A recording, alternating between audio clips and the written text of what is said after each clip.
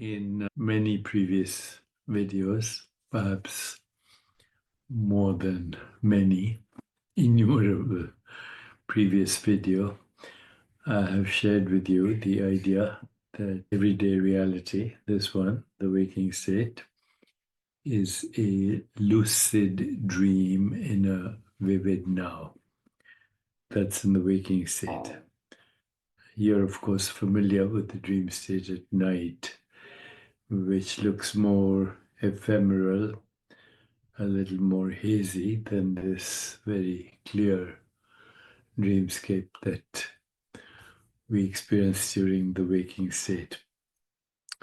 So, dream fluctuation, vrittis, illusion, projection, maya, they all mean the same thing. So, what is the value of knowing this? The value of knowing this is that dreams are ungraspable, they're transient, they're ephemeral. You can't hold on to them. In fact, holding on, which is we call attachment, is the cause of all suffering and absence of peace.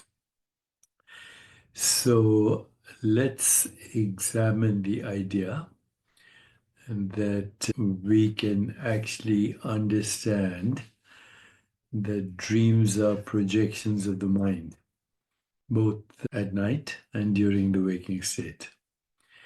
And one of the ways this is understood is through practices like dream yoga. And when you practice dream yoga and other techniques, it becomes very clear that dreams are constructs of the mind. And this perspective is rooted in the idea that all experiences, whether in the waking state or in sleep, are mental projections. The senses may provide raw input. Raw input means sound, touch, sight, taste, and smell. Fundamental raw experience, an alchemy of sensations. But it is the mind that interprets, organizes, and gives meaning to this input, or whatever you might call it, fluctuation of vrittis or sense experiences. It is the mind that creates a cohesive experience of reality. Dream yoga emphasizes that nighttime dreams are entirely mind-made. They arise without any sensory input because the senses are shut, demonstrating the mind's ability to generate vivid dreams on its own. Similarly, in waking life, yogic teaching suggests that what we perceive as solid and real is also a mental construct. Solid is just a sensation, just like sound is a sensation. So solidity is a mental construct for this sensation. The world we experience is filtered through our senses, but it's interpreted by the mind, which creates a subjective dream of what we call reality. And this aligns, of course, with the concept of Maya, the goddess of illusion, and the idea that the world is an illusion shaped by our perceptions and mental processes. So perceptions are also modifications of awareness. Awareness modifies itself into perception. And I've mentioned before that all perception is learned phenomenon. So this is the mind's capacity to create experiences. While waking life appears more consistent due to its reliance on sensory input, it is no less a projection of the mind than the dream at night. And yogic practices like lucid dreaming and dream yoga aim to cultivate awareness of this illusory nature in both states, waking and night. And this encourages the practitioners of dream yoga to recognize that all phenomena, whether perceived while awake, all phenomena, whether perceived while awake or asleep, are transient and ultimately mental fabrications. I find dream yoga particularly useful, and I've been practicing it for many years. It's a practice rooted in Tibetan Buddhism. It involves cultivating awareness within dreams to explore consciousness and deepen spiritual understanding.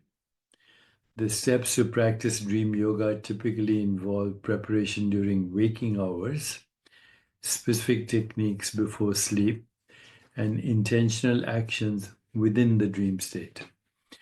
So during the day, one engages in mindfulness exercises to recognize the dream-like nature of reality.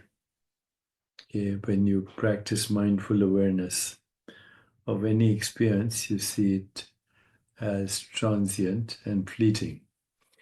But during the waking state, during the day, the practice frequently also involves asking yourself, am I dreaming? And observing experiences as transient, illusory, fleeting. And this habit can carry into nighttime dreams, aiding lucidity. Of course, hardcore people practice keeping a dream journal for improving dream recall and recognizing patterns in dreams. I don't keep a journal, but I do recognize patterns in dreams. And one of the recent patterns is questioning my provisional identities and losing them all in the dream state. Also, before bed, you can set strong intentions to become lucid during dreaming and during sleep.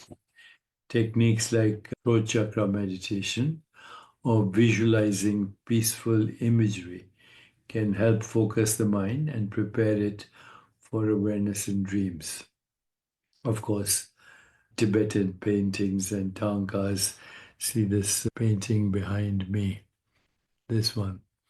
That's a Tibetan painting, this one, which has thousands of Buddhas in it. And that's actually a tantric object, also to aid in dreaming. So if you visualize this or look at this before you go to sleep, and then you visualize it in your mind. So first you look at this before you sleep, and then you visualize it in the same. And then you hold it in your dream. Once lucid in the dream, the practice involves transferring objects or experiences to understand the impermanent nature of every experience. And this could be turning one object into another. So in the dream, turning, say, a bottle into a ring or a watch or a flower. Okay, that helps us to understand the transient nature of all experience. Advanced stages of dream yoga also include entering the body of another dream character or consciously creating new elements within the dream. So we are all dream characters. And if you're really advanced, you can enter the body of another being or animal or object. These practices aim to dissolve habitual attachments and aversions, fostering greater freedom and insight into the nature of reality. And over time, these techniques cultivate clarity and awareness across both waking and dreaming states. So some of the techniques also include, as I mentioned, dream journaling. I don't do it. Morning reflection upon waking. Stay still and mentally review your dreams before moving. I do that. Movement can disrupt the fragile memory of dreams. Meditating on the recollections while repeating a mantra like Raum, Gaum, that's Tibetan mantra, Raum Gaum, can further anchor the memories. Also, setting intentions before sleeping, consciously affirm your desire to remember your dreams. And just say to yourself, I will remember my dreams when I wake up. This acts as a mental cue to enhance recall. Then there's something called wake back to bed method. And I do this too, actually. I've been doing it for a while.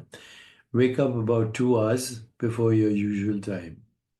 So I usually wake up at 6. So 2 hours before my waking time at 6 a.m., around 4 a.m., I wake up and I actually sit in bed awake for 15 minutes. Then I go back to sleep with the intention of remembering or becoming lucid in the dream. There are physical techniques like lightly kicking your heels against your buttocks during the day, just during the day. And I find that helpful too. And of course, regular meditation increases awareness of mental states, which naturally improves dream recall and lucidity during dreaming. So, why all this? And the reason to do all this is once you realize that everyday reality and everything you experience is a dream, is an illusion, is a fluctuation, is a maya, is a projection, then you can liberate yourself from trying to grasp and cling to ephemeral, ungraspable space time events, which are just the fluctuations of consciousness and the mind. And then you can liberate yourself to the source of all experience, the infinite presence of being, awareness, formless, borderless, infinite, incomprehensible, fundamental, irreducible. Did I say spaceless and timeless? But the source of all experience, the self of the individual and the self of the universe. The individual is the fictional character, and the universe is the cosmic dream, God's dream. When we settle into this experience, we achieve cosmic consciousness, to be in the world and not of it. Try it out. Let me know what you think. This is my current book, Digital Dharma, How AI Can Elevate Spiritual Intelligence and Personal Well-Being. And please continue to engage with me by going to deepakchopra.ai. Give me your feedback on this and let me know if it's helpful. And dream more than you can stretch. Or what's a dream for?